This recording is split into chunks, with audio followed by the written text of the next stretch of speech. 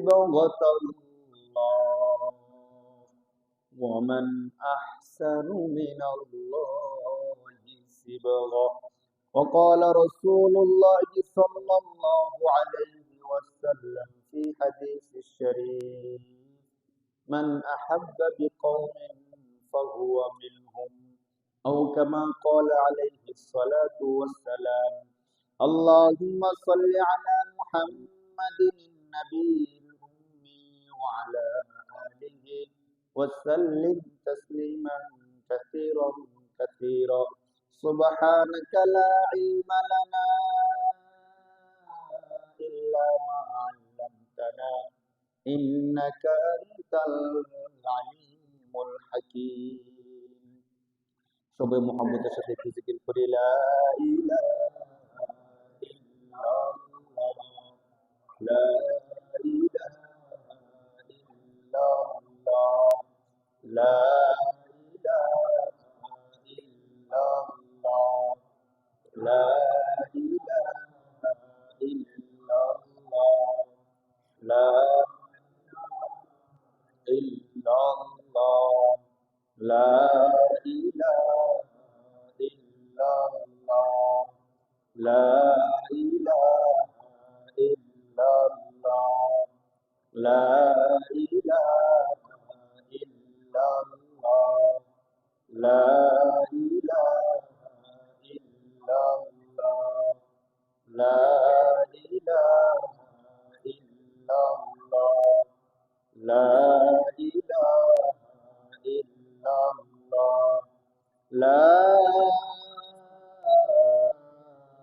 ইলাহা ইল্লাল্লাহ মুহাম্মাদুর রাসূলুল্লাহ সাল্লাল্লাহু আলাইহি ওয়াসাল্লাম আলহামদুলিল্লাহ মহান রব্বুল কারীমের দরবারে হাজারো কোটি শুকরিয়া যে রব্বে কারীম দয়া করে মায়া করে অনুগ্রহ করে আমাদেরকে সুস্থ রেখে আল্লাহ তাআলার পবিত্র ঘর মসজিদে পবিত্র দিন জুমার দিনে আগে আগে আসার বসার কোরআন হাদিসের আলোকে কিছু কথা বলার শোনার তৌফিক দিচ্ছেন সে রব্বে কারীমের দরবারে মন খুলে প্রাণ খুলে আওয়াজ করে বলি আলহামদুলিল্লাহ। আমরা আল্লাহ পাক রব্বুল আলামিনের তাওহীদের আলোচনা করতেছিলাম। প্রকৃতপক্ষে আল্লাহ পাক রব্বুল আলামিন এই পৃথিবীকে সৃষ্টি করছেন আল্লাহ তাআলার ইবাদত করার জন্য। কেন সৃষ্টি করছেন বলেন? আল্লাহ পাক রব্বুল আলামিন 27 নম্বর পারার 2 নম্বর পৃষ্ঠার মধ্যে বলছেন ওয়ামা খালাকতুল জিন্না ওয়াল ইনসা ইল্লা লিয়াবুদুন। যদি কেউ জানতে চায় যে আল্লাহ এই মহাবিশ্ব আসমান জমিন সৃষ্টি করছেন, পৃথিবীকে এত চমৎকার করে সাজাইছেন, মানুষকে পাঠাইছেন, কেন এগুলো কেন করছেন? আল্লাহ পাক বলতেছেন যে আমি মানুষ এবং জিনকে সৃষ্টি করছি আমি আল্লাহর ইবাদত করার জন্য। সুবহানাল্লাহ। কেন সৃষ্টি করছে ভাই? আল্লাহ তাআলার। আর আমরা এখন মসজিদে কেন আসছি? আল্লাহ তাআলার না? কত চমৎকার একটা বিষয়। আল্লাহ পৃথিবীকেও সৃষ্টি করছেন আল্লাহর ইবাদত করার জন্য, আর আমরা মসজিদেও আসছি আল্লাহ। তাহলে আল্লাহ যে উদ্দেশ্যে পৃথিবী সৃষ্টি করছেন ওই উদ্দেশ্য আমরা সঠিকভাবে পালন করতেছি আলহামদুলিল্লাহ। এর চেয়ে বড় কি হতে পারে? ধরেন আপনি একটা ঘর বানাইছেন, 5 তলা একটা বিল্ডিং বানাইছেন মানুষ থাকার জন্য। যখন দেখবেন যে হ্যাঁ আপনার আত্মীয় স্বজন সবাই থাকতেছে আপনার কাছে খুশি লাগবে। আর যদি একটা বিল্ডিং বানাইছেন কেউ পছন্দ করলো না, বাতাস আসে না, গরমে মানুষ থাকতে পারে না, 1 মাস পরে এসে দেখলেন বিল্ডিং এর 5 তলা বিল্ডিং এর কোন ফ্ল্যাটে কেউ থাকে না, মানুষকে বলছেন কেন এই বিল্ডিং থাকার মতো না, আপনার কাছে খারাপ লাগবে যে আমার টাকা পয়সা কষ্ট শ্রম সব অযথা গেল। কিন্তু মানুষ শান্তি মতো বসবাস করতেছে, তখন মনে হবে যে আমি যে উদ্দেশ্যে বিল্ডিংটা বানাইছি ওই উদ্দেশ্যটা কি হচ্ছে, কাজে লাগছে। শুধু এতটুকু না, আল্লাহ তাআলা যখন আমাদেরকে সৃষ্টি করবেন এর আগে ফেরেশতাদেরকে জিজ্ঞেস করছেন, ফেরেশতারা সরাসরি না করে দিচ্ছে যে আল্লাহ আপনি মানুষকে কি করেন না, সৃষ্টি করেন না। কেন? তারা পৃথিবীতে যাওয়ার পরে মারামারি কাটাকাটি হানাহানি ধ্বংস বিধ্বংস করবে। আমরা আপনার যদি ইবাদতের দরকার হয় আমরা সব ফেরেশতা আপনার কি করতেছি, ইবাদত করতেছে, আরো করব। নাহনু নুসাব্বিহু বিহামদিকা ওয়া নুকদ্দিসু লাক, কোরআনের আয়াত। যে আল্লাহ আপনার ইবাদত আপনার প্রশংসা সব তো আমরা করতেছি, আরো করব। আপনি মানুষ সৃষ্টি করার দরকার নাই। আল্লাহ বলছেন ক্বালা ইন্নী আ'লামু মা লা তা'লামুন, ফেরেশতারা আমি আল্লাহ যা জানি তোমরা তা জানো না। এখন হাদিস সহিহ হাদিসের মধ্যে আসছে বান্দা যখন আল্লাহর কুদরতি পায়ের মধ্যে সেজদা করে, আমরা কি আল্লাহ থেকে দেখি নাকি দেখি না? দেখি না, কিন্তু দেখি, দেখি। কেউ দেখছি কোনোদিন? দেখছি না, কিচ্ছুই করিনি। জান্নাত কেমন জাহান্নাম কেমন দেখছি না। আল্লাহর উপর বিশ্বাস করে একটা বান্দা যখন আল্লাহর কুদরতি পায়ের মধ্যে সেজদা করে, আল্লাহ এত খুশি হন, এত খুশি হন। সহিহ হাদিসের মধ্যে আসছে, তখন আল্লাহ ফেরেশতাদেরকে ডেকে ডেকে গর্ব করে, দেখো তোমরা বলছিলে আল্লাহ আপনি বান্দা সৃষ্টি করেন না, আর আমার বান্দা আমাকে না দেখিয়া আমার কুদরতি পায়ের মধ্যে সেজদা করতেছে। সুবহানাল্লাহ। শুধু এতটুক না, যখন ফেরেশতাদেরকে তো আল্লাহ তাআলা রাখছে আমাদের রিপোর্ট গুলো দেওয়ার জন্য। যখন এই যে আমরা এখন মসজিদে আসছি নামাজ পড়ার জন্য, বিশাল বড় একটা সময়, প্রায় 1 ঘন্টার মতো একটা সময় মসজিদে দিব।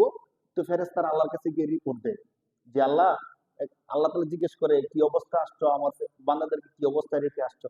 আল্লাহ আমি দেখে আসছি তারা মসজিদের মধ্যে আছে, তোমার জিকির আজকার করতেছে, তোমার নামাজ ইবাদত করতেছে। তো বলতেছে তারা এগুলো কেন করতেছে? তো আল্লাহ তারা জাহান্নাম থেকে বাঁচার জন্য করতেছে। তারা কি জাহান্নামকে দেখছে? না, আল্লাহ তারা তো জাহান্নাম দেখেনি। যদি তারা জাহান্নাম দেখতো, তো তারা যদি জাহান্নামের ভয়াবহতা দেখতো, তাহলে আরো বেশি মসজিদের মধ্যে পড়ে থাকতো, সারা দিন শুধু আপনি ইবাদতই করতো। তখন আল্লাহ তাআলা বলেন যে শোনো, যারা আমার জাহান্নামকে না দেখিয়া ঘন্টার পর ঘন্টা আমার ঘর মসজিদে এসে পড়ে রয়েছে, তোমরা সাক্ষী থাকো, ওই বান্দাদেরকে আমি ক্ষমা করে দিলাম। সুবহানাল্লাহ, সুবহানাল্লাহ। তাহলে আল্লাহ তাআলা পৃথিবীকে সৃষ্টি করছেন আল্লাহর ইবাদত করার জন্য। আর আল্লাহর ইবাদত ওই ব্যক্তি করতে পারবে যে আল্লাহকে চিনবে, তাওহীদ, একাত্মবাদ, আল্লাহ একমাত্র প্রভু, আল্লাহ ছাড়া আর কোন প্রভু আর কোন ইলাহ নাই, এই বিশ্বাস যার মধ্যে 100 থেকে 100% আসবে। আর দেখেন, যতক্ষণ পর্যন্ত কোনো একটা বিষয়ে আমাদের বিশ্বাসটা 100% না হয়, ততক্ষণ পর্যন্ত ওই কাজটা আমরা কিন্তু করি না। আমরা যারা ব্যবসা করি, কোনো একটা পণ্য আনার ক্ষেত্রে প্রোডাক্টটা ভালো কি ভালো না, আগে 100% নিশ্চিত হই। ভালো হইলে প্রোডাক্টটা আনি, নয়তো আমরা আনি না। না, যে কোনো কাজ করার ক্ষেত্রে আগে আমাদের আস্থা বিশ্বাস তৈরি করতে হয়। যতক্ষণ বিশ্বাস তৈরি না হবে ততক্ষণ পর্যন্ত মনোযোগ দিয়ে কোনো কাজ করা যায় না, মনের মধ্যে কুতকুত থাকে। তো দেখেন, অবাক করা বিষয় হলো, কোরআন শরীফের মধ্যে আল্লাহ পাক রব্বুল আলামিন 6666 আয়াত, মতান্তরে 6236টা আয়াত আল্লাহ পাক রব্বুল আলামিন নাযিল করছেন। এই আয়াতের মধ্যে শুধুমাত্র 500 আয়াত আছে, যে আয়াতগুলো বিধিবিধান সম্পর্কিত। তোমরা এই কাজটা করো, এই কাজটা করো না, এইভাবে চলো, এইভাবে চলো না, নামাজ পড়ো, রোজা রাখো, হজ করো, যাকাত দাও, এই সম্পর্কিত কত আয়াত? মাত্র 500 আয়াত। কত আয়াত বলেন? কোরআন শরীফের আয়াত কিন্তু 6600 বা 6236, কিন্তু তোমরা ভালো কাজ করো, খারাপ কাজ করো না, এইটা খাও, ওইটা খাও না, যত নিষেধ বিধিবিধান সম্পর্কিত আয়াত মাত্র কত? 500। তাহলে 500 আয়াত যদি বিধিবিধান সম্পর্কিত হয়, আর আয়াত বাকি থাকে কত? একটু হিসাব করেন তো। আর 6166 প্রায়। আর যদি 200 হয় তাহলে কিছু কম বাকি থাকে, তাহলে 6000 ধরেন। 6000 প্লাস আয়াত আল্লাহ পাক রব্বুল আলামিন দিয়েছেন, যে আয়াতের মধ্যে কোনো বিধিবিধান, আদেশ, নিষেধ কোনো কিছু নাই। তাহলে কি আছে ওইগুলোর মধ্যে? এই 6000 আয়াতের মধ্যে আল্লাহ পাক রব্বুল আলামিন পূর্ববর্তী উম্মত, পূর্ববর্তী নবী কি করছে, কিভাবে চলছে, তারা ভালো কাজ করার কারণে কি ফায়দা হয়েছে, খারাপ কাজ করার কারণে কি শাস্তি পাইছে, এবং আল্লাহ তাআলা যে এক ও একক, তার সাথে যদি কোনো শরীক নাই, শুধু এই বিষয়গুলো বুঝাইছে, আর কিচ্ছু না। আপনি দেখেন, বিগত জুমায় আমরা যে আলোচনা করতেছিলাম হযরত সুলাইমান আলাইহিস সালাতু ওয়াস সালাম এবং রানী বিলকিস সম্পর্কে, যে আলোচনাগুলো আমরা করতেছিলাম, এই আলোচনা আপনার 19 নম্বর পারার সূরাতুন নামল এর 16 নম্বর পৃষ্ঠা থেকে শুরু হয়েছে। 16 নম্বর পৃষ্ঠা থেকে শুরু হইয়া 16 নম্বর পৃষ্ঠা, 17 নম্বর পৃষ্ঠা, 18 নম্বর পৃষ্ঠা, 19, 17 নম্বর পৃষ্ঠা থেকে 19, 20 পৃষ্ঠা পর্যন্ত প্রথমে সুলাইমান আলাইহিস সালামের ঘটনা বলছেন, এরপরে পিপিলিকার গল্প বলছেন, পিপিলিকা শেষ করার পরে হুদহুদ পাখির কথা বলছেন, হুদহুদ পাখি শেষ করার পরে রানী বিলকিসের গল্প বলছেন 2 পৃষ্ঠা ব্যাপী। এরপর থেকে আল্লাহ পাক রব্বুল আলামিন অন্য একজন নবীর গল্প বলতেছেন। তাহলে এখানে 3 পৃষ্ঠা 4 পৃষ্ঠা শুধুমাত্র সুলাইমান আলাইহিস সালামের গল্প দিয়ে আল্লাহ কি করছেন? শেষ করছেন। কেন? আজকে আমরা একটু বুঝার চেষ্টা করি। দেখেন, বাস্তবতা হলো আল্লাহ পাক রব্বুল আলামিন পৃথিবীকে সৃষ্টি করছেন ইবাদত করার জন্য। তো ইবাদত করবে কে? বান্দারা। তো কোন একটা ব্যক্তি আল্লাহকে না দেখা, কোন আলামত না পাইয়া আল্লাহ তাআলার ইবাদত কখন করবে? যখন তার মধ্যে 100% বিশ্বাস হবে আল্লাহ বলতে একজন আছে। ঠিক কিনা বলেন? যদি বিশ্বাস না হয় আবার কি করা যাবে বলেন? কিভাবে আমি কাকে সাজদা দিতেছি, কেন সাজদা দিতেছি, সাজদা দিলে আমার ফলাফল কি হবে? যখন এর উত্তর হবে যে আমি আল্লাহকে সাজদা দিতেছি, কেন সাজদা দিতেছি, আল্লাহ আমাকে সৃষ্টি করছেন, সাজদা দিলে ফলাফল কি হবে? ফলাফল হবে জান্নাত। যখন এই তিনটা প্রশ্নের তিনটা জবাব আমি পাবো এবং 100% মনে প্রাণে বিশ্বাস করব, তখন আমি যে মনোযোগের সাথে আল্লাহকে সাজদা দিব, যদি আমার মধ্যে 100% বিশ্বাসটা না থাকে, কোনো কারণে আমি সেজদা দিলেও এতটা মনোযোগ সহকারে সেজদা দিতে পারবো না।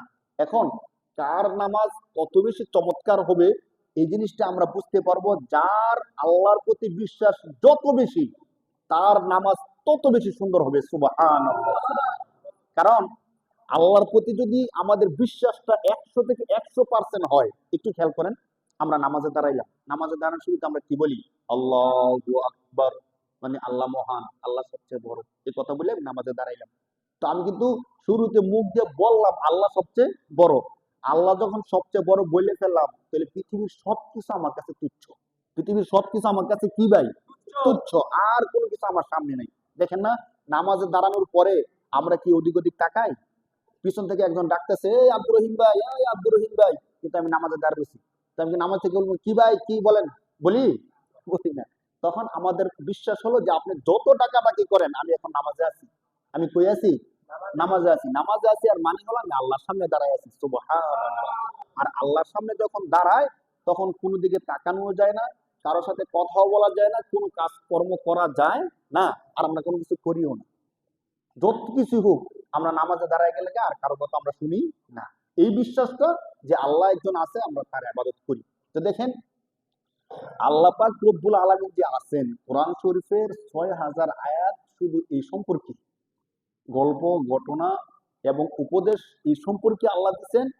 এমন এমন অবাক করা কথা কোরআন শরীফের মধ্যে আল্লাহ বলছেন, যে বিষয়গুলো মানুষের দ্বারা অসম্ভব, মানুষের দ্বারা কি বলেন? আপনি একটু চিন্তা করেন, আমরা বিগত সপ্তাহে যে আলোচনাটা করছি, একটা পাখি নাম হুদহুদ, নাম কি? হুদহুদ। সুলাইমান আলাইহিস সালাম পাখিটা খুঁজতেছেন, পাখিটা পাইতেছেন না। একে তো হইলো, আমরা কি এখন দেখেন একটা পাখি লালন পালন করি, কত কষ্ট করে আমাদের বাড়িতে কবুতর বিষয়গুলো কত কষ্ট করে আমাদের নিয়ন্ত্রণে আনি। তো কোনো কোনো কিছু করা ছাড়া সমস্ত পাখি সুলাইমান আলাইহিস সালামের নিয়ন্ত্রণে চলে আসছে। করছে কে? নাকি সুলাইমান আলাইহিস সালাম শক্তি দিয়ে করছে? করছে না। সমস্ত কাজগুলো করছেন কে? আল্লাহ। তো সুলাইমান আলাইহিস সালাম পাখিকে খুঁজতেছে, মানে আমি একটা বিষয় বুঝাইতেছি যে তাওহীদের আল্লাহ কিভাবে বুঝাইছেন আমাদেরকে, আল্লাহ যে আছেন, অস্তিত্ব যে আল্লাহর আছে, আল্লাহ কেমন বুঝাইতেছে দেখেন। সুলাইমান আলাইহিস সালাম পাখিকে খুঁজতেছেন, পাখিকে পাইতেছেন, রাগ করছেন, বলছেন যদি তাকে না পাই এরপরে আসলে তাকে জবাই করে দেবো, শাস্তি দেবো, আমরা বলছিলাম। একটু পরে পাখি আসছে, পাখি আইসে কি বলতেছে দেখেন। পাখি তো পাখি, সে খাবে ঘুমাবে, স্বাভাবিকভাবে মানুষ কোনো কাজ করতে বলে কাজ করবে, কিন্তু এক্সট্রা দায়িত্ব তো তার নাই, আছে? কে দিন মানে কে দিন মানে না, কে আল্লাহকে চিনে কে আল্লাহকে চেনে না, এই দায়িত্ব কি পাখি? এই দায়িত্ব পাখির না, এই দায়িত্ব কার? আল্লাহর। আল্লাহ মানুষকে দিচ্ছেন, মানুষ এটা করতে পারে যে আল্লাহকে মানা, আরেকজনকে মানানো, এই দায়িত্ব তো পাখিদের না। কিন্তু একটু চিন্তা করেন, পাখি একটু পরে আসলো, আইসা কি বলছে? সাল্লাল্লাহু আলাইহি ওয়াসাল্লাম কাছে এসে বলতেছে, ইন্নী ওয়াজাদতু ইমরাআতান তামলিকুহুম ওয়া উতিয়াত মিন কুল্লি শাইইন ওয়া লাহা আরশুন আযীম। হে আল্লাহর নবী, আমি আজকে উঠতে দূরবর্তী এক দেশের মধ্যে গেলাম, যাওয়ার পরে সেখানে গিয়ে দেখলাম, ইন্নী ওয়াজাদতু ইমরাআতান, একজন মহিলাকে দেখলাম, তামলিকুহুম, যে নাকি ওই রাষ্ট্র পরিচালনা করতেছে, ওয়া লাহা আরশুন আযীম। আর মহিলার একটা বৈশিষ্ট্য ছিল যে তৎকালীন সময়ে যারা রাজা ছিল সবাইগুলো সিংহাসন সবারই ছিল, কিন্তু তাদের থেকে একটু অন্যরকম একটা সিংহাসন, বিশাল কারুকার্য খচিত, অন্যরকম বড় সড়ো একটা সিংহাসন আছে তার। ওয়ালাহা আরশুন আযীম, তার একটা কুরসি, আরশ আযীম, মহান একটা কুরসি আছে। আচ্ছা ঠিক আছে, আছে, তাহলে কি হইল? পরবর্তী আয়াতের মধ্যে পাখিটা বলতেছে যে নবী শুনেন, আরো কথা হলো, ওয়াজাদতুহা ওয়া কওমাহা ইয়াসজুদুনা লিশ-শামসি মিন দুনিল্লাহ। আমি ওই রানীকে এবং তার জাতিকে দেখলাম, তারা আল্লাহকে ছাড়া সূর্যকে পূজা করতেছে, সূর্যকে সেজদা করতেছে। বলেন নাউজুবিল্লাহ। এই কথা কি মানুষ বলতেছে না পাখি বলতেছে? পাখি বলতেছে। অথচ পাখির কি দিনের দাওয়াত দেওয়া, আল্লাহর কথা বলা পাখির দায়িত্ব ছিল? ছিল না। আল্লাহ বুঝাইতে চাইতেছেন যে দেখো, আমি আল্লাহ যে আছি, আমার অস্তিত্বের প্রমাণ, এটা একটা প্রমাণ। অনেকগুলো প্রমাণের মধ্যে এটা একটা কি প্রমাণ? নয়তো একটা পাখি এসে বলতেছে যে নবী, আমি একটা মহিলা দেখে এসি, সে রাজত্ব করতেছে, সে আল্লাহর ইবাদত না করে কার পূজা করতেছে? সূর্যের পূজা করতেছে। বলতেছে যে ওয়াজাতুহা ওয়া কওমহা ইয়াসজুদুনা লিশ-শামসি। শামসুন অর্থ সূর্য, শামসুন অর্থ কি? ইয়াসজুদুনা, সাজাদা ইয়াসজুদু অর্থ সিজদা করা। তো আমি দেখে আসলাম সে এবং তার কওমের গোত্রের লোক যারা আছে সবাই কাকে সিজদা করতেছে? সূর্যের সিজদা করতেছে। আল্লাহর নবী, আমি দেখে আমার কাছে অনেক খারাপ লাগছে। আমি এই সংবাদ আপনার কাছে নিয়ে আসছি। ইয়াসজুদুনা লিশ-শামসি মিন দুনিল্লাহ। আল্লাহকে সারা তারা সূর্যের ইবাদত করতেছে। শুধু এতটুক না, শয়তান তাদের আমলকে সজ্জিত করে রাখছে, যার কারণে তারা আল্লাহকে চিনতেছে না। তো দেখেন, একটা পাখি ওই জাতি কি কাজ করে না কাজ করে, এই বিষয়টা বুঝার ক্ষমতা দিচ্ছেন কে? এটা কি আল্লাহর অস্তিত্বের প্রমাণ কি প্রমাণ না বলেন? পাখি কিভাবে বুঝলো যে তারা আল্লাহর ইবাদত না করে সূর্যের ইবাদত করতেছে? আবার এই কথা সুলাইমান আলাইহিস সালাম কাছে আইসা সুন্দর করে বলতেছে। এরপরে আল্লাহ পাক রব্বুল আলামিন যতগুলো ঘটনা বলছে, প্রত্যেকটা ঘটনার মধ্যে আল্লাহ চমৎকার একটা শিক্ষা রাখছেন। এমন না, আমরা তো ধরেন কারো কাছে কোনো একটা গল্প বললে, কোনো একটা ঘটনা বললে স্বাভাবিক একটু হাসি মজাক করার জন্য বলি, বা একটু দিলের খোরাক হিসাবে সময় কাটানোর জন্য বলি। কিন্তু অবাক করা বিষয় হলো, আল্লাহ পাক কোরআন শরীফের ৬,০০০ আয়াতের মধ্যে যতগুলো ঘটনা গল্প বলছেন, প্রত্যেকটা গল্পের মধ্যে আমাদের জন্য চমৎকার চমৎকার শিক্ষা রাখছেন। সুবহানাল্লাহ। যেন আমরা বুঝতে পারি যে আমরা শুধু শুনছি আল্লাহ আছে আর মানছি আল্লাহ আছে, এমন না। সত্যিকার অর্থে আল্লাহ তাআলার অস্তিত্ব আছে, বলেন সুবহানাল্লাহ। সত্যিকার অর্থে কার অস্তিত্ব আছে বলেন? পরে কি করলো? সুলাইমান আলাইহিস সালাতু ওয়াস সালাম পাখিকে পাঠাইলো একটা চিঠি দিয়া, তুমি যে কথা বলছো সত্যিকার রানী আছে কিনা আমি দেখে একটা চিঠি নিয়ে যাও। চিঠি নিয়ে গেল, রানীর সামনে চিঠিটা রাখলো। রানী চিঠিটা পাওয়ার পরে তার যে মন্ত্রী পরিষদ বর্গ আছে তাদের সবাইকে ডাকলো। ডাইকে বলতেছে যে শোনো, আমি অবাক হলাম যে কোন মানুষ কেউ আমার দরবারে আসলো না, কিন্তু আমি ঘুম থেকে উঠে দেখি আমার বিছানার মধ্যে একটা চিঠি পড়ে আছে। ঘুম থেকে উঠে দেখি আমার বিছানার মধ্যে একটা কি পড়ে আছে? চিঠি পড়ে আছে। আল্লাহ পাক রব্বুল আলামিন এই গল্পটা, অন্যান্য গল্প সংক্ষিপ্ত বলছেন, কিন্তু এই গল্পটা প্রায় একরকম বিস্তারিতই বলছেন আল্লাহ পাক রব্বুল আলামিন। সে তার মন্ত্রী পরিষদ বর্গ যারা আছে সবাইকে ডাকে বলতেছে ক্বালাত ইয়া আইয়ুহাল মালাউ। মালাউ অর্থ হলো নেতৃত্ব স্থানীয় যারা আছে, তাকে যারা পরামর্শ দিত, তার মন্ত্রী পরিষদ বর্গ যারা আছে তাদেরকে ডাকে বলতেছে ইয়া আইয়ুহাল মালাউ ইন্নী উলকিয়া ইলাইয়া কিতাবুম কারীম। আমি একটা সম্মানিত চিঠি পেয়েছি। চিঠির মধ্যে কি লেখা আছে? রানী নিজে বলতেছে ক্বালাত ইন্নাহু মিন সুলাইমানা ওয়া ইন্নাহু বিসমিল্লাহির রহমানির রহিম। চিঠির মধ্যে লেখা আছে। তাহলে চিঠি লেখছেন কে? সুলাইমান আলাইহিস সালাতু ওয়াস সালাম। চিঠি কে লেখছেন বলেন? সুলাইমান আলাইহিস সালাম চিঠি যে লেখছেন, লেখাপড়া জানতেন নাকি জানতেন না? মানে এর দ্বারা কি প্রমাণ হয়?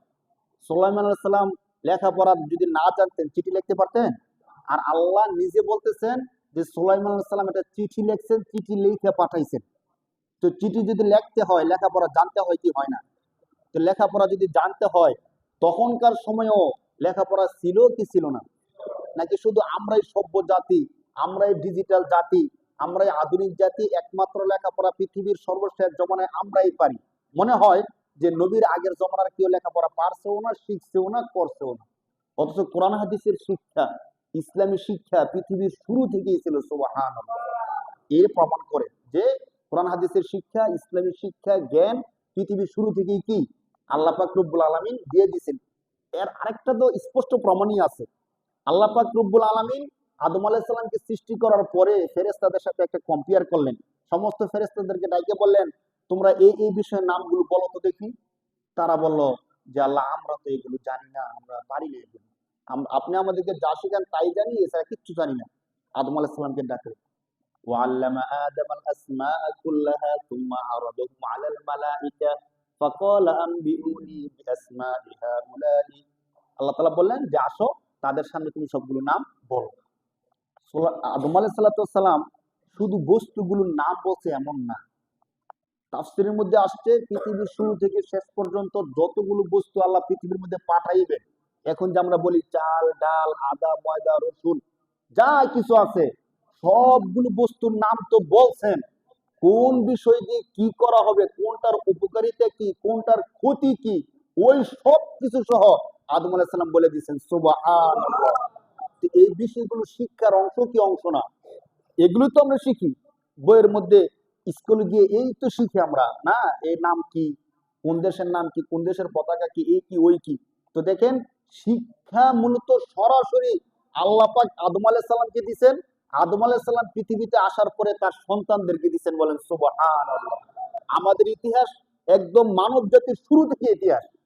আর যারা মনে করে যে মধ্যযুগীয় বলতে একটা যুগ ছিল, মানুষ অনেকে দেখবেন বলবে যে এখন আমরা সভ্য জাতি হয়েছি, শিক্ষিত জাতি হয়েছি। একটা সময় ছিল, মাঝখানে একটা যুগ ছিল, যেই যুগে মানুষের শিক্ষা দীক্ষা কোনো ছিল না।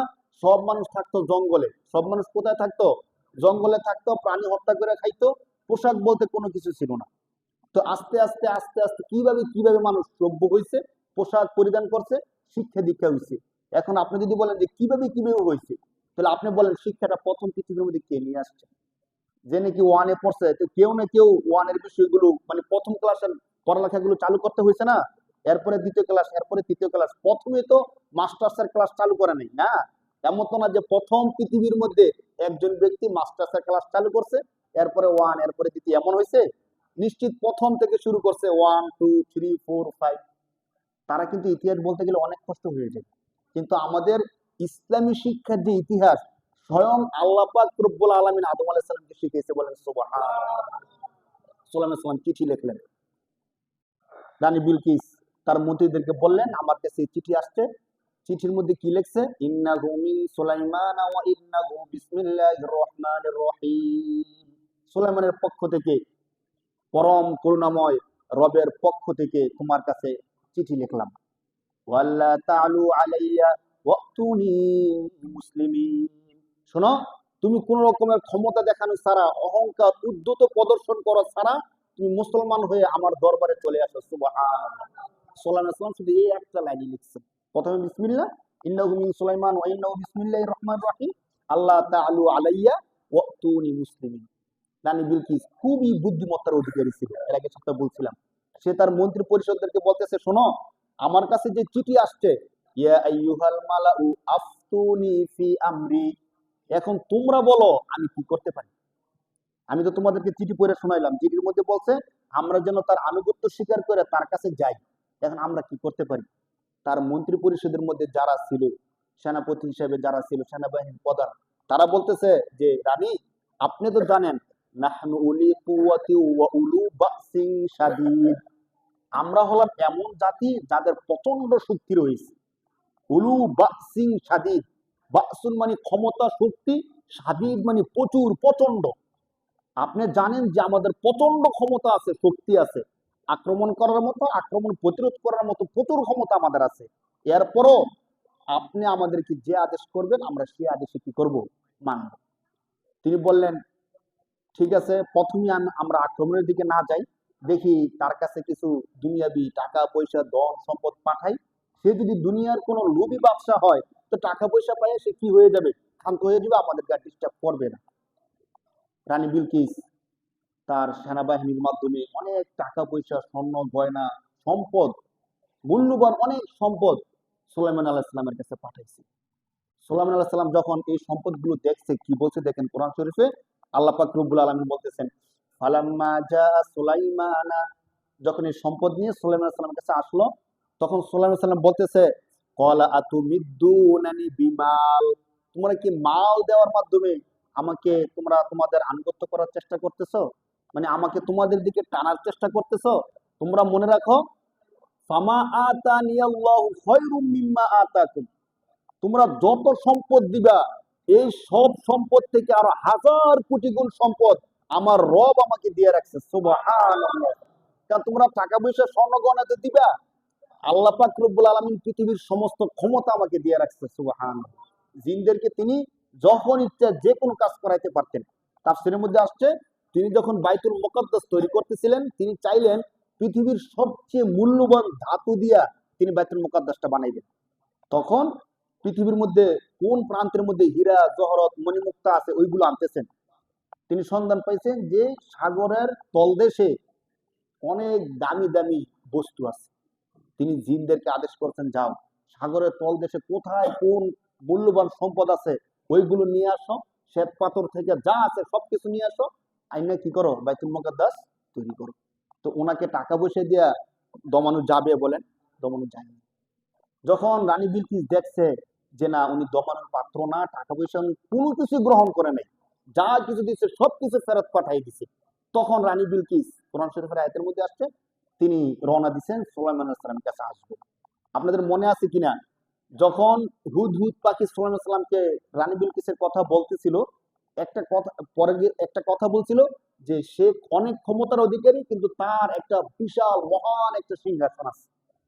তো সুলাইমান সালাম চিন্তা করলো, সে তো আমার দরবারে আসতেছে, তার যে সিংহাসনটা আছে, মানে আনকমন একটা কাজ করতে চেষ্টা করতেছিল, সে আমার কাছে আসুক, আমি এমন একটা কাজ করব যে কাজটা দেখে রানী বিলকিস অবাক হয়ে যাবে, এটা কি করে সম্ভব হইল।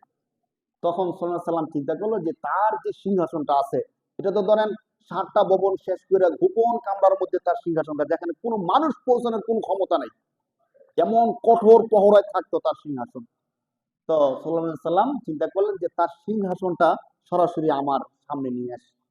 এই জন্য কি করছে দেখেন, কোরআন শরীফের মধ্যে সুলাইমান সাল্লাম তার মন্ত্রী পরিষদের মধ্যে যারা আছে তাদেরকে বলতেছিল, ইয়া আইয়ুহাল মালাউ আইয়ুকুম ইয়াতিনি আরশাহা ক্বাবলা ইয়াতুনি মুসলিমিন। হে আমার মন্ত্রী পরিষদের মধ্যে যারা আছো, আমি বলছিলাম আপনাদের মনে আছে কিনা, এক পাশে ছিল মানুষ ক্ষমতাধর, আর এক পাশে ছিল কি, জিন। সবাইকে লক্ষ্য করে বলতেছে, আইয়ুহাল মালাউ আইয়ুকুম ইয়াতিনি, তোমাদের মধ্যে কে আছো রানী বিলকিস আমার কাছে আসার আগেই তার যেই মহান বিশাল সিংহাসন, ওই সিংহাসনটা নিয়ে আসবা। এখানে অনেকগুলো কথা আছে, সময় সংক্ষিপ্ত, জুমার মধ্যে আপনারা যে সময়টা নিয়ে আসেন সর্বোচ্চ আধা ঘন্টা অথবা 45 মিনিট, এই 45 মিনিট সবকিছু বলার কোনো কি নাই, সুযোগ নাই।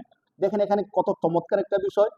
সুলাইমান আলাইহিস সালাম বললেন জিন এবং মানুষ এর মধ্যে যারা সবচেয়ে ক্ষমতাধর তাদেরকে বলছেন, কে আছো সিংহাসনটা নিয়ে আসতে পারবা। এ কথা বলার পরে মানুষের মধ্যে কেউ কোনো কিছু বলেন। জিনদের মধ্যে যারা ছিল, আমরা কিন্তু স্বাভাবিকভাবে মনে করি কি জিনদের ক্ষমতা বেশি, এটা মনে করি কি করি না বলেন? স্বাভাবিকভাবে জিনকে আমরা ভয় পাই, মনে করি যে মানুষ থেকে ক্ষমতা কার বেশি, জিনের বেশি, জিন যা ইচ্ছা তা করতে পারে, জিন অনেক ভয়ানক একটা প্রাণী, জিন ভয়ানক, তাদেরকে দেখতে ভয়ের আকৃতিটা তাদের ভয়ানক, কিন্তু কোরআন এবং হাদিস তাদের যে পরিচয় দিচ্ছে সত্যিকার অর্থে মানুষ থেকে কোনো অংশেই তারা বেশি ক্ষমতাধর না, মানুষ থেকে তারা অনেক বেশি ভীতু, মানুষ থেকে অনেক বেশি কমজোর এবং দুর্বল। তাদের যদি এত ক্ষমতায় থাকতো, মানুষ রাস্তাঘাটে চলাফেরা করতে পারতো বলেন? পারতো না। তারা যাকে সুযোগ পায় তারই ক্ষতি করে। আর যে জিনকে বেশি ভয় পায়, মনের মধ্যে অস্বস্থতা বেশি জিনের সম্পর্কে, তাকেই দেখবেন জিন ক্ষতি করে বেশি। আর পাশাপাশি যারা শয়তানি কাজ করে বেশি, যারা মদ গাঁজার সাথে লিপ্ত থাকে বেশি, অথবা যারা পাক পবিত্র হয় না স্বাভাবিকভাবে, বেশিরভাগ নাপাক থাকে, তাদেরকে জিনে ক্ষতি করে বেশি। আপনি নামাজ কতটুকু পড়েন না পড়েন, আপনি যদি সবসময় ওযুর সাথে থাকেন, আয়াতুল কুরসি পড়ে সব সময় আপনার শরীরের মধ্যে একটা ফু দিয়ে রাখেন, জিন জাতির যদি সর্দারও চলে আসে আপনার কোনো ক্ষতি করতে পারবে না ইনশাআল্লাহ।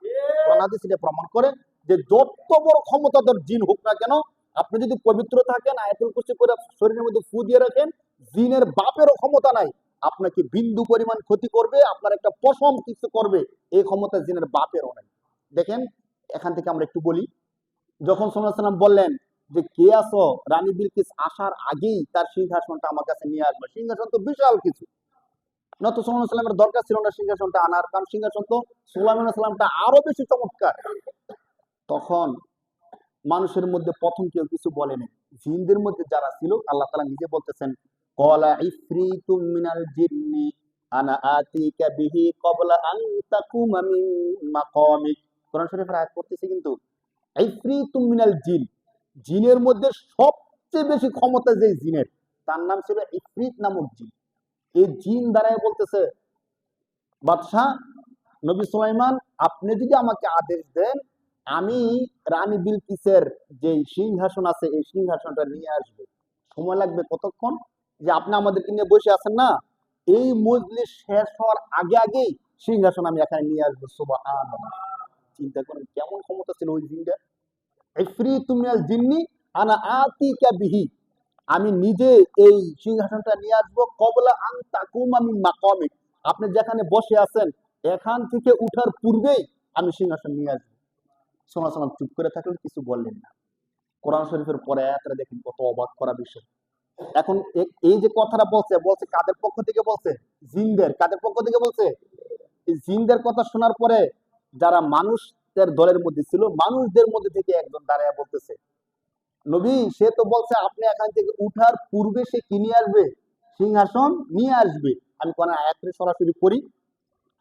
قال الذي عنده علم من الكتاب أنا آتيك به قبل أن يرتد إليك طرفك سبحان الله। মানুষের মধ্যে যারা ক্ষমতাশীল ছিল সাল্লাল্লাহু আলাইহি ওয়াসাল্লামের কাছাকাছি ছিল, তাদের মধ্যে থেকে একজন দাঁড়ায় বলতেছে, নামটা কোরআনে আল্লাহ দেয়নি, তাদের মধ্যে থেকে একজন দাঁড়ায় বলতেছে, নবী জিনের সর্দার তো বলছে আপনি এখান থেকে উঠার পূর্বে সে সিংহাসন নিয়ে আসবে, আপনি আমাকে আদেশ করেন আমি এত দ্রুত সিংহাসন নিয়ে আসবো আপনার চোখের পাতা একবার শুধু নামবে আর উঠবে, যতক্ষণ সময় লাগে এর থেকে আরো কম সময়ে আমি সিংহাসন নিয়ে আসবো। সুবহানাল্লাহ। এ কথা বলবো, বলার পরে সাল্লাল্লাহু আলাইহি ওয়াসাল্লাম আদেশ করবো, অনেক সময়ের দরকার না, ঠিক আছে আমি তোমাকে আদেশ করলাম তুমি নিয়ে আসো, আর দরকার পড়ে নেই। শুধু যে মানুষের মধ্যে যে ছিল সে শুধু আল্লাহর কাছে সাহায্য চাইছে, আল্লাহ তাআলার সাথে তার এত গভীর সম্পর্ক ছিল, আল্লাহ তাআলার সাথে সাহায্য চাওয়ার সাথে সাথে সাল্লাল্লাহু আলাইহি ওয়াসাল্লাম আর চোখ খোলারও দরকার পড়ছে না, শুধু এদিকে তাকাইছে, তাকায় দেখে সিংহাসন চলে আসে। সুবহানাল্লাহ। ক্ষমতা কার বেশি প্রমাণিত হইলো বলেন? মানুষের ক্ষমতা কার বেশি প্রমাণিত হইলো? দেখেন কোরআন শরীফের আয়াতরা, قال الذي عنده علم من الكتاب انا آتيك به, আমি সিংহাসনটা নিয়ে আসবো কবলা আইয়ার তাদ্দা ইলাইকা তরফুক, আপনার চোখের পাতা একত্রিত হওয়ার পূর্বেই আমি সিংহাসন নিয়ে আসবো। এই কথা বলার পরে কি হয়েছে? আর চোখের পাতা একত্রিত করার দরকার পড়ছে না, শুধু পাশে তাকাইছে, ফালাম্মা রাআহু মুস্তাকিররান ইনদাহু, পাশের দিকে তাকায় দেখে রানী বিলকিসের বিশাল সিংহাসন এখানে চলে আসছে। সুবহানাল্লাহ। সাল্লাল্লাহু খুশি হয়ে গেছেন, খুশি হয়ে বলতেছে যে আল্লাহ তুমি মানুষকে এত ক্ষমতা দিছো, এত শক্তি তুমি মানুষকে দিছো।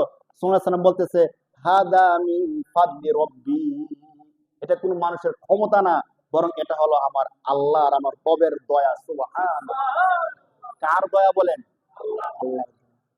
নিয়ে আসছে, নিয়ে আসার পরে সংক্ষিপ্ত গল্প হলো, যখন রানী বিলকিস সাল্লাল্লাহু আলাইহি সাল্লামের দরবারে আসছে, আসার পূর্বে অনেক কথা আছে এখানে, মাঝখানে অনেকগুলো কথা সাল্লাল্লাহু আলাইহি সাল্লাম নিজে বলছেন।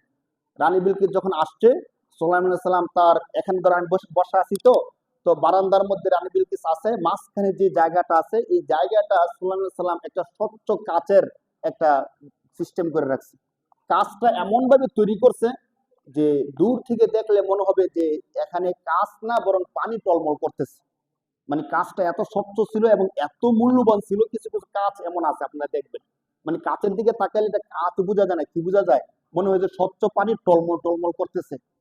তো রানী বিলকিস সে যখন আসছে, আসার পরে সে মনে করছে এটা একটা পুকুর হবে, হয়তো নবী শখ কইরা তার সিংহাসনের সামনে কি বানাইছে? পুকুর বানাইছে, পুকুর অতিক্রম করে তার কাছে যেতে হয়। তখন রানী বিলকিস সামনে এসে দাঁড়ায় গেছে, কি করবো, পুকুরে তো নামতে হবে, নামার তো কোনো সুযোগ নাই, মানুষ সে কিভাবে পুকুরের মধ্যে নামবে, সে আসতেছিল না। কোরআন শরীফে আল্লাহ পাক রব্বুল আলামিন এই গল্প তুলে ধরছেন। কিলা লাহা দুখুলিস সরহ ফালাম্মা রাআতুহু হাসিবাতহু লুজ্জাতান ওয়া কাশাফাত আন সাকাইহা, রানী বিলকিস পুকুরের মধ্যে নামার জন্য আসতে তো হবে, সে মনে করতেছিল পানি স্বল্প, অল্প পানি মনে হয় এই পানি দিয়ে হেঁটে হেঁটে সুলাইমানের কাছে যাওয়া যাবে। তখন সে মৌজা যে পরা ছিল মৌজাটা খুলছে, খোলার পরে কাপড়টা একটু আলগি দিচ্ছে। কোরআন শরীফের আয়াতের শব্দ আর কি, কাশাফাত আন সাকাইহা, সাকুন অর্থ হলো পায়ের যে গিরা আছে, এই গিরাটা খুলছে। এখন সুলাইমান আলাইহিস এই কাজটা কেন করছেন? ছোট্ট করে যদি বলি, অনেকে অনেক তাফসীর করে, অনেক তাফসীর সম্পর্কে মুফাসসির কেরামগণ বলছেন তাফসীর গুলো ঠিক না। একটা তাফসীর হলো এমন যে কেউ কেউ বলছে মূলত রানী বিলকিস ছিল জিনদের সর্দার। রানী বিলকিস কি ছিল? জিনদের সর্দার ছিল। কেউ আয়েশা সাল্লাল্লাহু আলাইহি সাল্লামের কাছে এই কথাটা বলছে যে রানী বিলকিস তো মানুষ না, সে জিন। তো সে যে জিন এটা প্রমাণ করবেন কেমনে, মানুষ নাকি জিন? তো সাল্লাল্লাহু আলাইহি সাল্লাম কাচের স্বচ্ছ এই সিস্টেমটা করছে যাতে করে সে যদি তার পা খুললে দেখা যাবে মানুষের পাও নাকি জিনের পা। তো এমন একটা তাফসীর কেউ কেউ করছে, কিন্তু মুফাসসির কেরামগণ বলছে এই তাফসীরটা কি না, শুদ্ধ না। কেন করছেন? সঠিক তাফসীর হলো সুলাইমান আলাইহিস সালাম কাছে যখন রানী বিলকিস আসতেছে তখনও কিন্তু সে মুসলমান না, সে সূর্যের পূজা করত, সূর্যকে সেজদা করত। তো মুফাসসির কেরামগণ বলছেন সে যে কাজটা করতেছে কাজটা কি সঠিক নাকি ভুল। মানে রানী বিলকিস যে কাজটা করতেছে, সূর্যকে পূজা করতেছে, সূর্যের সেজদা করতেছে, মনে করতেছে সূর্য সবকিছু করে, যেহেতু সূর্য উঠে আলো দেয়, সারা দুনিয়া আলোকিত করে, তাহলে সূর্য মনে আমাদের রব, রানী বিলকিস মনে করতো। এই জন্য তারা সূর্যের পূজা করত। রানী বিলকিস যে সূর্যের পূজা করতো, এটা সঠিক নাকি ভুল? ভুল। এখন ধরেন আপনি যে ভুলের মধ্যে আছেন, বুঝানোর দুইটা সিস্টেম।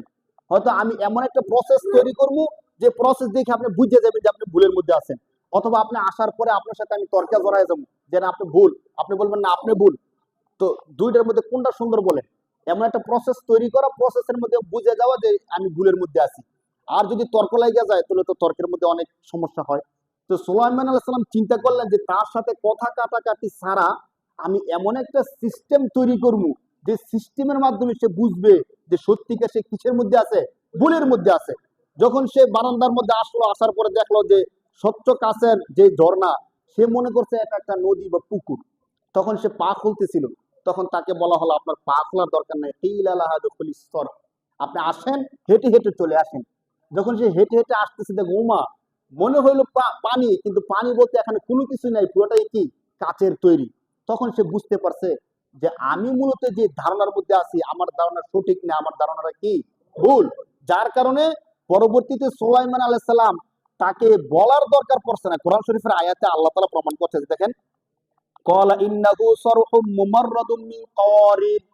সুলাইমান বলতেছে আপনার পায়ের মোজা জুতা কিচ্ছু খোলার দরকার নাই, আপনি যেভাবে আছেন ঠিক সেভাবে চলে আসেন, এটা পানির কোনো কিছু না, এটা স্বচ্ছ একটা কাঁচ মাত্র। যখন এই কথা বলছে তখন ওই রানী বিলকিস নিজ থেকে বলতেছে, দেখেন ক্বালাত, ক্বালাত মুয়ান্নাস, মহিলাদের জন্য ব্যবহার হয়।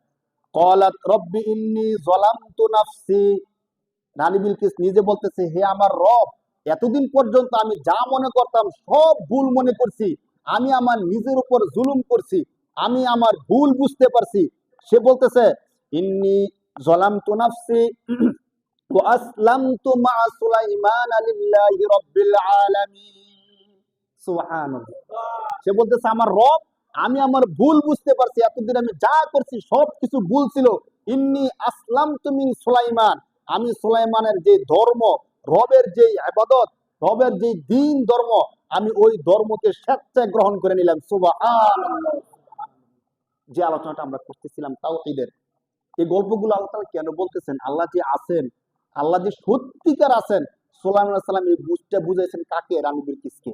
তো রানী বিলকিসকে বুঝাইছেন, ওই ঘটনা তো শেষ, তার এখন পৃথিবীর মধ্যে কেউ আছে?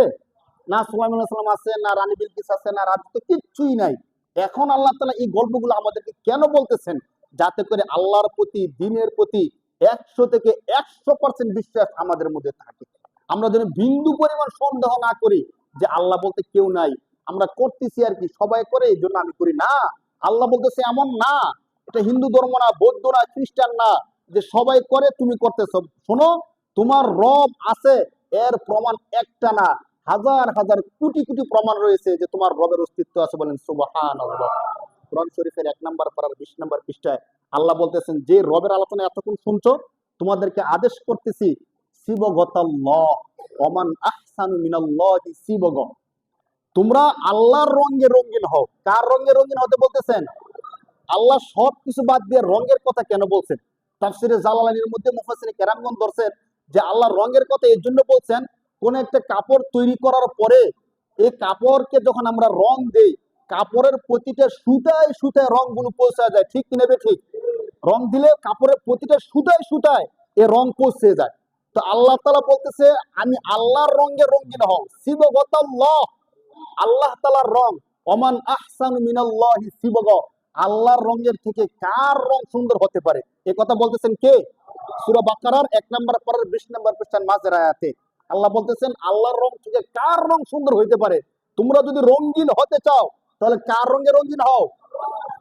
আমরা কি করতেছি দেখেন, এখনকার ছোট্ট করে যদি বলে ফেলি, সামনে যে খেলাধুলা ইত্যাদি নিয়ে আমরা আমাদের যুবকরা বৃদ্ধরা পর্যন্ত এত মাতামাতি করব, যারা খ্রিস্টান যারা ইহুদি তারা তো ধরেন ফুটবল ক্রিকেট ইত্যাদি খেলা নিয়ে ব্যস্ত থাকবে, তাদের থেকে আমরা বেশি ব্যস্ত থাকবো, ঠিক কিনা বলেন? খেলা হয় আপনার কোন পাশ্চাত্যের মধ্যে, ইউএস এর মধ্যে, মানুষ মরে আমাদের বাংলাদেশে মরে কি মরে না বলেন? প্রতি বিশ্বকাপ শেষ হওয়ার পরে নিজের সাপোর্টকৃত দল যদি না জিতে কিছু মানুষ আত্মহত্যা করে, ঝগড়াঝাটি করে মারামারি কাটাকাটি সৃষ্টি হয়। 2022 সালে একটা প্রতিবেদনে আসছে ওই বছর, শুধুমাত্র ওই বছর বিশ্বকাপ ফুটবল শেষ হওয়ার পরে নিজের দল না জিতার কারণে 22 জন মানুষ আত্মহত্যা করছে, বলেন নাউজুবিল্লাহ। 45 জন মানুষ হাসপাতালের মধ্যে চলে গেছে শুধুমাত্র নিজের সাপোর্টকৃত দেশের পতাকা টাঙ্গানোর জন্য। অনেক মানুষ ছাদ থেকে পইরা কারেন্টের শর্ট খাইয়া মরে কি মরে না প্রতি বছর? বলেন কি কাজ আমরা করতেছি? আল্লাহ বলতেছে কার রঙে রঙিন হইতো? আল্লাহর রঙে। আর আমি কি করতেছি? আমি যেহেতু আর্জেন্টিনা সাপোর্ট করি এই জন্য আর্জেন্টিনার পোশাক আমার গায়ের মধ্যে, বলেন নাউজুবিল্লাহ। আর্জেন্টিনার খেলোয়াড় যেভাবে চুলকাচ্ছে আমি সেভাবে চুলকাচ্ছি, সে যা বলে আমি তা বলি, সে যা খায় আমি তা খাওয়ার চেষ্টা করি। আরে ভাই আমি তো মুসলমান, এখন আমি আল্লাহ বলছে আল্লাহর রঙে রঙিন হতে, আমি সেইটা না কইরা আমি কার রঙে রঙিন হলাম বলেন? খ্রিস্টানের রঙে রঙিন হলাম। আমাদের রাসূলুল্লাহ বলতেছেন আল মারউ মামান আহাব্বা, হাসরের ময়দানে যে যাকে ভালোবাসবে সে তার সাথে থাকবে, বলেন নাউজুবিল্লাহ। এখন আমি যদি ওই খ্রিস্টান খেলোয়াড়কে ভালোবাসলাম, অনেকে কিন্তু বিষয়টা মনে করে কি ছোট্ট একটা বিষয়, এটা ওদের খেলা নিয়ে বলার কি আছে, একটা বিনোদনের জিনিস, সবাই দেখে দেখবেই স্বাভাবিক। বা এটা ছোট্ট বিষয় আর নাই, যদি ছোট্ট বিষয় থাকতো তাহলে বিশ্বকাপ শেষ হওয়ার পরে মানুষগুলো মারা যায় কেন? একটা মানুষের জীবন কি এত সহজ, এত ছোট্ট? মানুষটা কেন মারা গেল বলেন? নিশ্চিত সে খেলার মধ্যে সবচেয়ে বেশি সিরিয়াস। ইসলাম নিয়ে সে এত বেশি সিরিয়াস না, সে খেলা নিয়ে যতটা বেশি সিরিয়াস। যে মারা গেছে সে আমাদের কারো সন্তান না, বলেন? বলেন, যে আত্মহত্যা করতেছে সে আমাদের কারো সন্তান না?